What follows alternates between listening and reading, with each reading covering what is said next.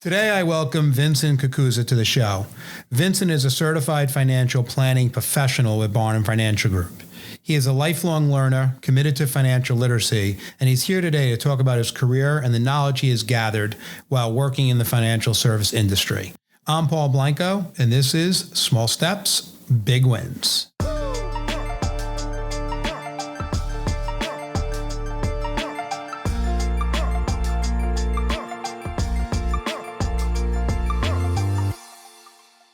Vin Cucuzza, welcome to Small Steps, Big Wins. I'm so excited to have you on the show today. I know you have so much to share with our listeners, and I'm really glad to have you here today and face-to-face today. Thank you, Paul.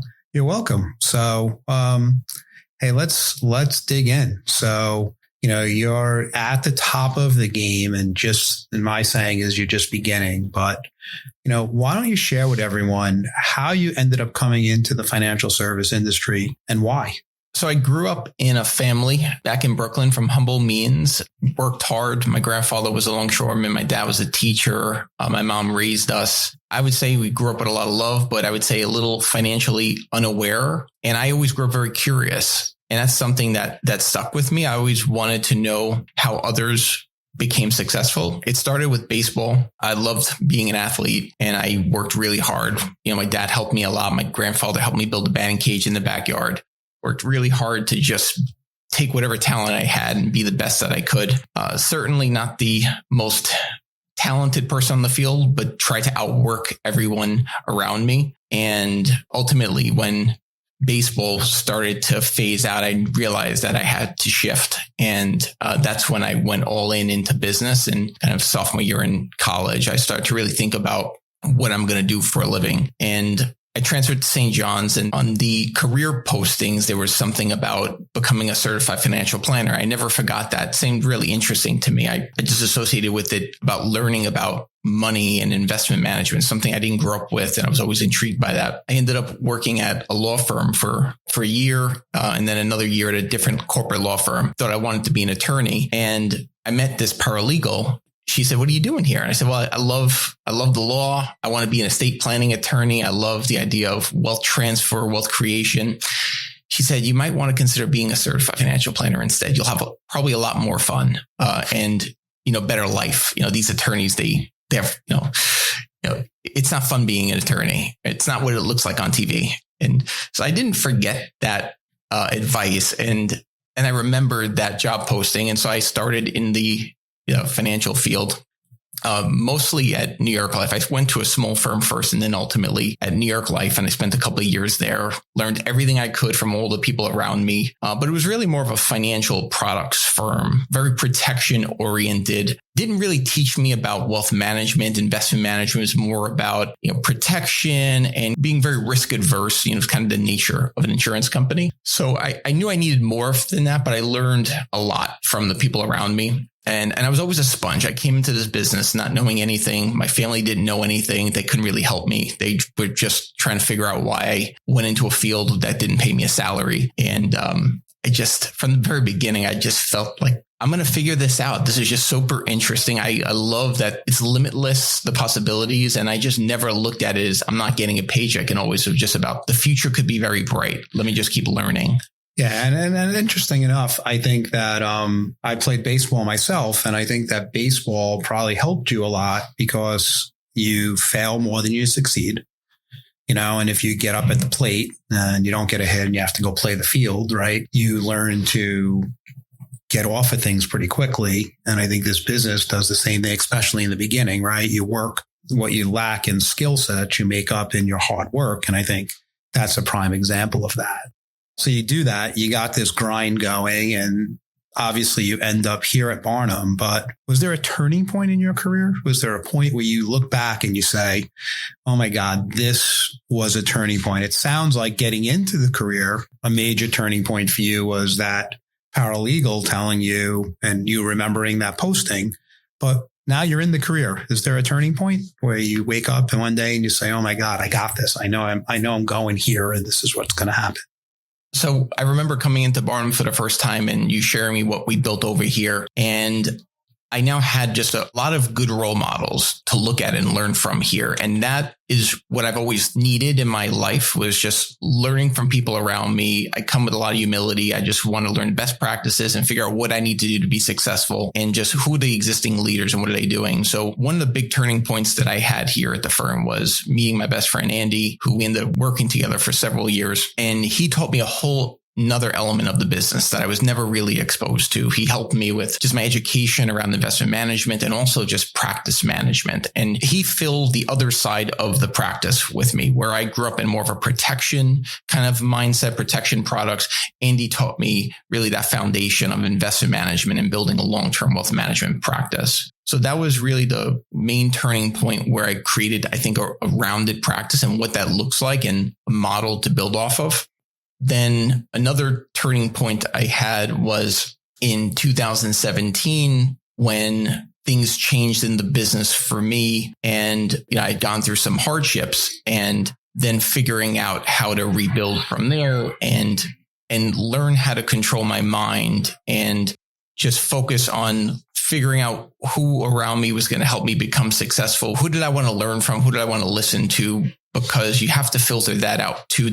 In our firm, there's a lot of advisors. So who are the people I'm going to listen to? Who are the people I'm going to nod and say thank you to? My mom always says 2 ears, 1 mouth, use them accordingly. But she says, if it comes in, you could always let it go out.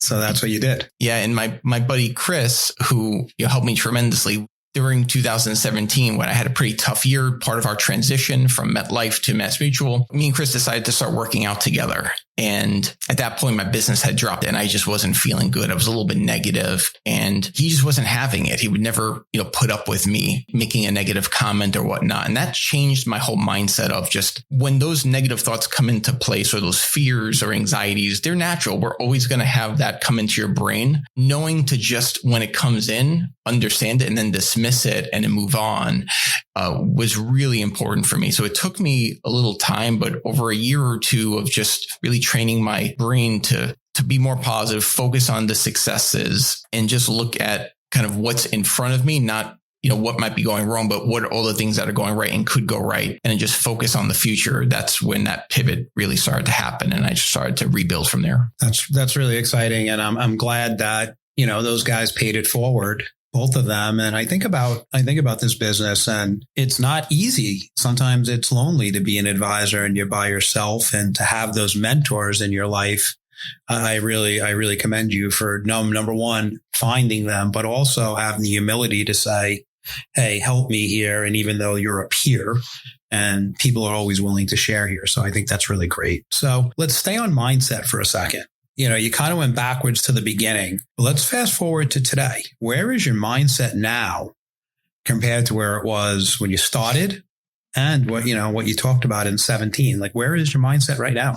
So the other big pivot point happened when I had the opportunity to create a business, right? You presented a business opportunity to me at the firm, and I was ready for it. And I looked at that as my opportunity to go from being a financial planner, running a financial planning practice, to actually running a business. And that's what I did at that point in 2020. And since then, now the business has grown exponentially from where it was, 5 years ago. Yeah, you're probably 6 times the business already. Yeah. And my mindset went from being in the business and being an advisor to being a leader. So we went from just being me in 2020. I added my cousin Salvatore. We added an assistant full time. Fast forward another year later, we added another full-time assistant. And now we have 3 advisors on the team outside of me, and we're rapidly expanding. And so my focus now is figuring out how to be a good leader and how to make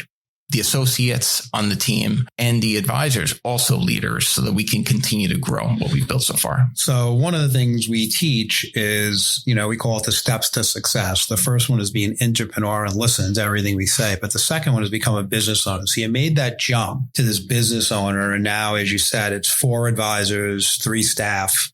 When you look at the next step for you is truly being that entrepreneurial leader. How do you feel about where you're going now? Like, if I fast forward 5 years and have you back on the show, what are you going to tell me the practice looks like?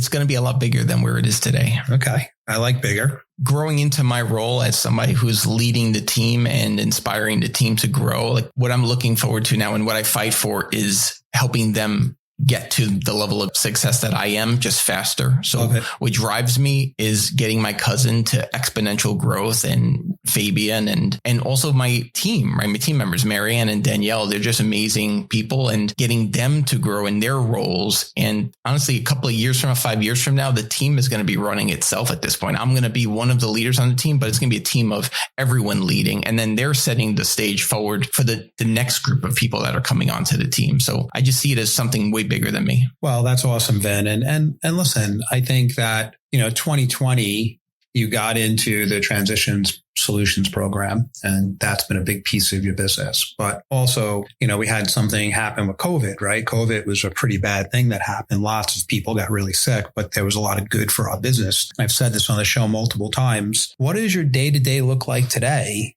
versus what it did, in 2020? How does a day look now? How many meetings do you have? What are you doing?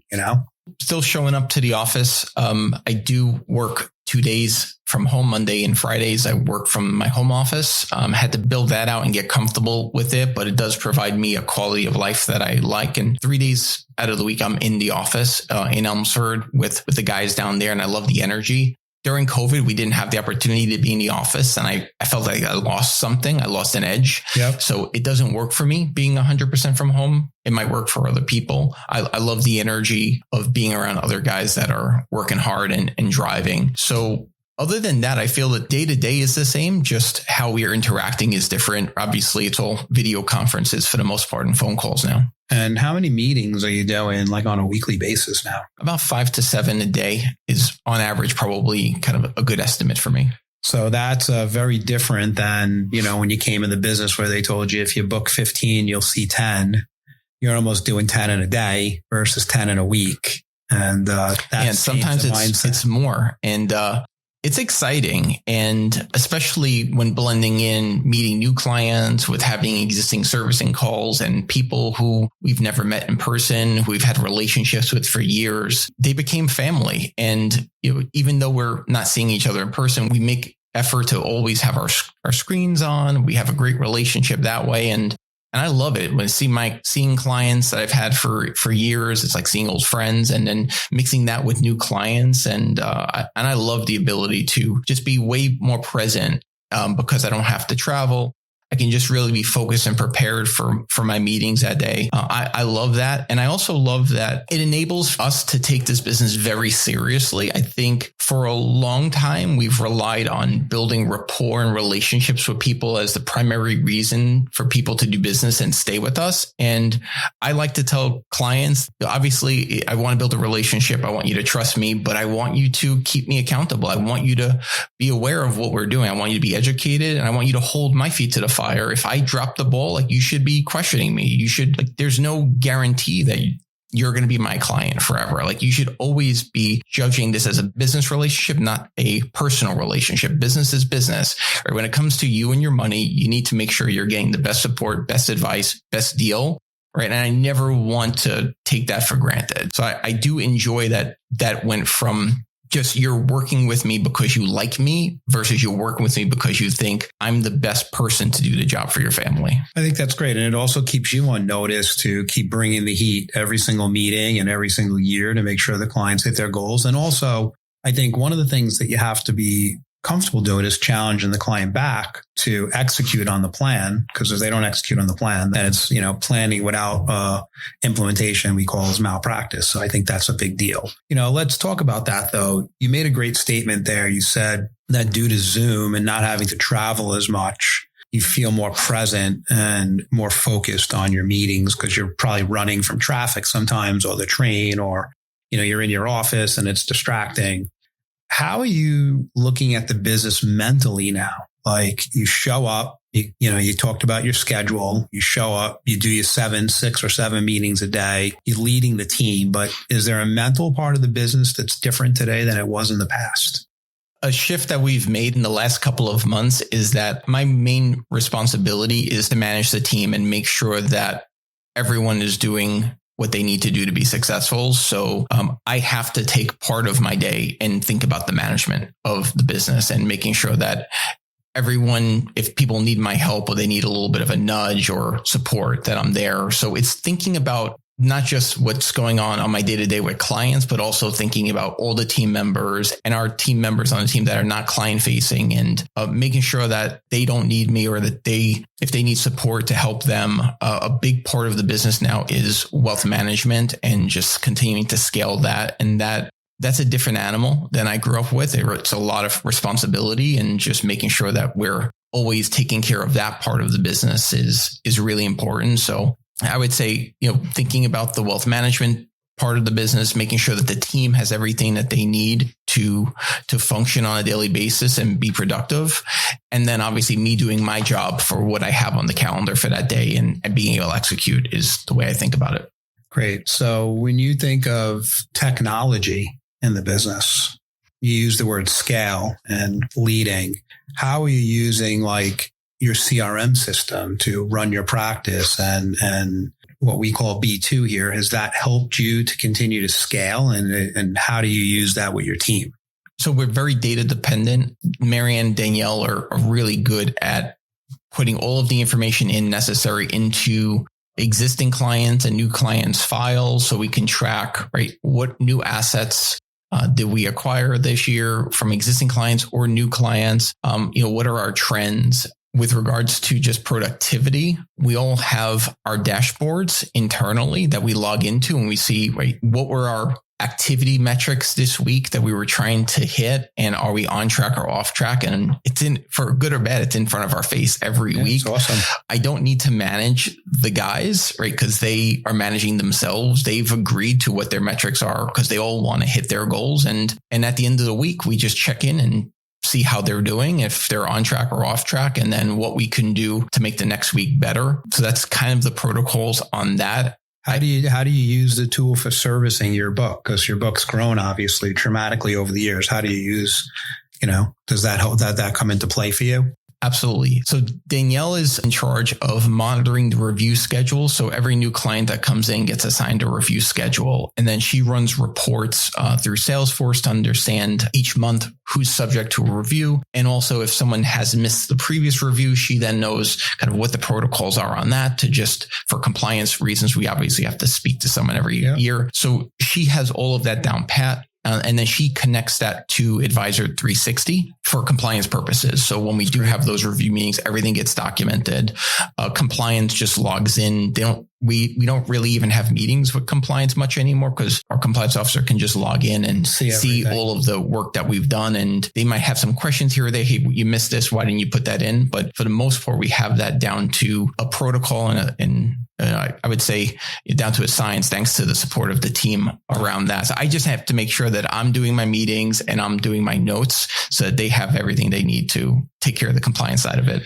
Well, it's interesting as you're building a team. I'm kind of laughing to myself here because we're talking about all the stuff that's going well, and developing them is something that really helps you to continue to stimulate you. And just for all the listeners here, I do believe that one of the keys to building this business is going from a solo practitioner to what we'll call a team, to a distribution channel. And it doesn't have to be teams of advisors. It could be teams of staff, or however you look at it. But getting to that size and scale so you can continue to onboard and service clients is a key. But I'm sure there's challenges now that still come at you at this stage of your career. Like, what are some of the challenges you're facing? Yeah, I knew you were going to ask that question, but the truth is I just love every day. It's such a privilege to be in this business, and I love serving the clients. It's just such an honor. I never take that honor for granted. When I take on clients, I always tell them, now you're joining our family over here. And I truly mean it. There's never an obstacle or a problem that's too big that was going to upset me. I don't think I ever really let myself get upset. There's plenty of things that I have frustrations on, but when that comes into my brain, I just let it go. That's a really great skill set that you've developed there. But I think there's always responsibility. Responsibility starts at me. If something goes wrong, it's my fault, right? That's how I look at everything. And to make sure that I don't let problems happen, I'm very much connected to the team, both the advisors and the administrative team, to just make sure that I'm on top of everything so we don't come across too many problems. I think that's a good philosophy, to make sure that you're checking in on all the metrics and all the pieces of the puzzle and the people, because that's how you continue to grow. You don't miss stuff. So I think you can never be too big to manage those details, you know. Let's switch gears a little bit. You came into the business single. Now you have a beautiful wife, 2 children. How are you juggling the work-life balance? I know you talked a little about your hybrid schedule, but how are you juggling that? I wanted to make sure I brought up Rosie. Thank you for reminding me about that. I had to help you out there, you know?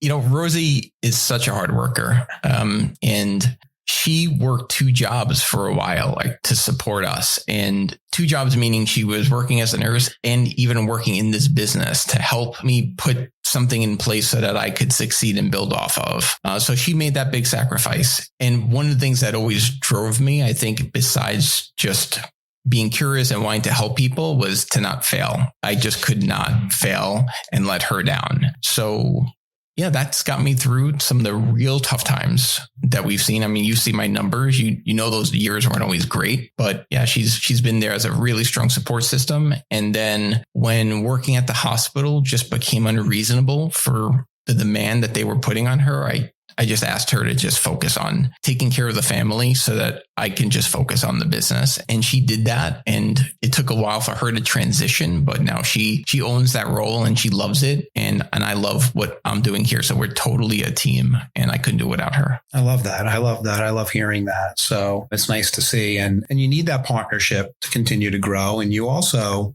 you know, it helps you to have balance so that when you're not at work, you're able to focus on the family. When you're at work, it's game on. So I guess the next one is, I always have this saying that I've used forever. And I say the best is yet to come. You know, you've broke some really great records for yourself. You've got into, you know, the top of the game now. And what's next? What's driving you forward here? What are you going to do next? To me, balancing out work and enjoying my life is really important, because I don't want to fully ever retire from the business. And so, you know, in financial planning, if you work a really long time, right, then you don't need to save as much. But obviously saving is important. But the idea is, you know what, taking a step back now and realizing, you know what, do I want a little extra time with my kids when they're younger now? Because I know when they get older, I see my friends with older kids right there. The kids don't require as much attention as they get older. So, you know, making enough time to just be with them and watch them grow is really important to me while I'm focusing on building the business, because I'm not going anywhere. I plan on being here a very long time. And what drives me now is that shift, because I was always in survival mode. And now it's gotten to the point where I'm comfortable. And now I'm thinking about the next generation. And I'm thinking about like my cousin and the other guys on the team and wanting them to be successful. So that's what drives me, making them leaders and having them hit that level of financial security and helping them thrive. So that's really what's pushing me now. It's not my numbers, it's the team's numbers. It's awesome. It's awesome. You've kind of hit this, but let's end on this. You've talked about the service that you give to clients. You've talked about how you care about them, but I think I know the answer to this. What is your major why, you know, with your clientele right now? I appreciate you that. And just going back into the other question about what's driving me, I mentioned numbers, because that's what we need. We need to be able to survive and be successful, to be able to operate in this business and serve our clients for years and decades. So that's always important, but it starts with the clients. I don't want to de-emphasize that at all. Like it's always about making a difference in people's lives. And that's really where my why comes in, which is I grew up very financially unaware and curious, to a point where I have a good understanding and experience of working with multiple people from different walks of life, and taking all of that perspective to bring that to people and help them secure their finances for their families and be able to accumulate and grow their wealth and help them to achieve levels that are even beyond their expectations is extremely rewarding. There's nothing better than to have meetings with clients and we're reporting results that are above their expectations and they give me a thank you and they're smiling. And I feel like I've made a difference in this person's life. It's usually satisfying and rewarding. And then unfortunately, if things go wrong, that I've had the foresight to help them prepare for those unfortunate events that they didn't want to think about, but I forced them to have a plan in place and be there during tough times as well. And I think using the word force them, but I think it's a great perspective that you have. You're pushing clients to actually execute on that other side of the balance sheet. And when I look at the industry, life insurance is at an all-time low in ownership. And it's not just life, it's disability and long-term care.